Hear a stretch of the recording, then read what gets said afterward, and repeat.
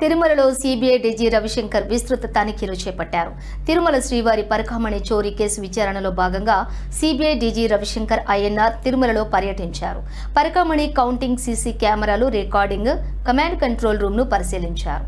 చోరీ జరిగిన ఘటనపై పరిశీలించి విశ్లేషణ చేశారు. కేసుకు కావలసిన ఎవిడెన్స్ సేకరిస్తున్నట్లు వెల్లడించారు.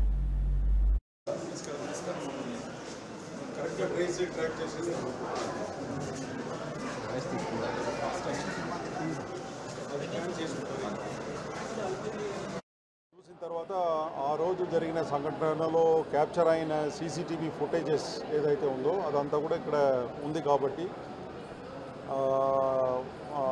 మిగతా టీం మెంబర్స్ అందరితో పాటు కూర్చొని దాన్ని దీర్ఘంగా విశ్లేషించటం జరిగింది.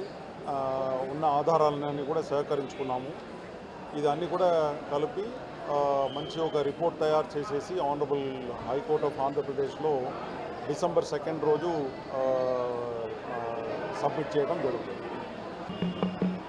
అది ఇప్పుడు ఫర్దర్ ఇన్వెస్టిగేషన్లో వస్తుంది. ఇప్పుడు ముందే అంతా చెప్పకూడదు, ఎందుకంటే we have to gather prosecutable evidence ఉంటేనే వాడిని నిందితుడుగా చెప్పడం కరెక్ట్. సో వెయిట్ చేయండి అప్పుడు. ఓకే.